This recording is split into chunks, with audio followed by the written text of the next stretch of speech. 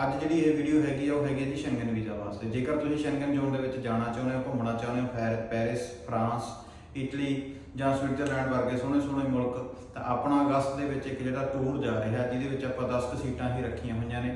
ਇਹਦੇ ਵਿੱਚ ਅਸੀਂ ਤੁਹਾਨੂੰ ਵੀਜ਼ੇ ਦੇ ਵਿੱਚ ਗਾਈਡੈਂਸ ਦੇਵਾਂਗੇ ਤੇ ਪ੍ਰੋਪਰ ਜਿਹੜਾ ਹੈਗਾ ਤੁਹਾਨੂੰ ਘੁਮਾ ਕੇ ਲਿਆਵਾਂਗੇ। ਜੇਕਰ ਤੁਸੀਂ ਇਹ ਵੀਜ਼ਾ ਅਪਲਾਈ ਕਰਨਾ ਚਾਹੁੰਦੇ ਹੋ ਤਾਂ ਤੁਹਾਡੇ ਕੋਲੇ ਸਿਰਫ ਜਿਹੜਾ ਹੈਗਾ ਜੂਨ ਦਾ ਮਹੀਨਾ ਤੇ ਜੁਲਾਈ ਦਾ ਮਹੀਨਾ, ਕਿਉਂਕਿ ਅਗਸਤ ਦੇ ਵਿੱਚ ਤਾਂ ਇਹ ਟੂਰ ਜਾਏਗਾ। ਸੋ ਉਸ ਤੋਂ ਪਹਿਲਾਂ ਤੁਸੀਂ ਆਪਣੀ ਰਜਿਸਟ੍ਰੇਸ਼ਨ ਕਰਾਓ ਤੇ ਜਿਹੜਾ ਹੈਗਾ ਵੀਜ਼ਾ ਲਈ ਅਪਲਾਈ ਕਰੀਏ, ਤਾਂ ਕਿ ਜਿਹੜਾ ਆਪਣਾ ਪ੍ਰੋਸੈਸ ਦੇ ਵਿੱਚ ਜਿਹੜਾ ਟਾਈਮ ਲੱਗਣਾ ਉਹ ਥੋੜਾ ਬਚ ਜਾਵੇ। ਤੇ ਆਪਾਂ ਆਪਣੀ ਜੋ ਡੇਟਸ ਹੈਗੀਆਂ ਉਹ ਫਿਲਹਾਲ ਫਾਈਨਲ ਨਹੀਂ ਹੈਗੀਆਂ, ਬਟ ਜਿਵੇਂ ਆਪਣੇ ਕੋਲ ਕੈਂਡੀਡੇਟ ਕੰਪਲੀਟ ਹੁੰਦੇ ਆ ਤੇ ਆਪਾਂ ਜਿਹੜੀਆਂ ਡੇਟਸ ਅਗਸਤ ਦੇ ਵਿੱਚ ਅਨਾਉਂਸ ਕਰਾਂਗੇ ਕਿ ਅਪਰੋਕਸੀਮੇਟ ਵੈਸੇ ਆਪਣਾ ਜਿਹੜਾ ਹੈਗਾ ਟੂਰ ਹੈ 20 ਅਗਸਤ ਦੇ ਆਸ-ਪਾਸ ਪਲਾਨ ਕੀਤਾ ਗਿਆ। ਸੋ ਇਹ 10 ਦਿਨਾਂ ਦਾ ਟੂਰ ਹੋਏਗਾ ਜਿਹਦੇ ਵਿੱਚ ਸਵਿਟਜ਼ਰਲੈਂਡ ਤੇ ਫਰਾਂਸ, ਪੈਰਿਸ ਜਿਹੜਾ ਤੁਹਾਨੂੰ ਅਸੀਂ ਘੁਮਾ ਕੇ ਲਿਆਵਾਂਗੇ। ਤੇ ਜੇਕਰ ਤੁਸੀਂ ਹੋਰ ਜਾਣਕਾਰੀ ਲੈਣੀ ਚਾਹੁੰਦੇ ਹੋ ਤਾਂ ਕੰਟੈਕਟ ਕਰਿਓ। ਧੰਨਵਾਦ।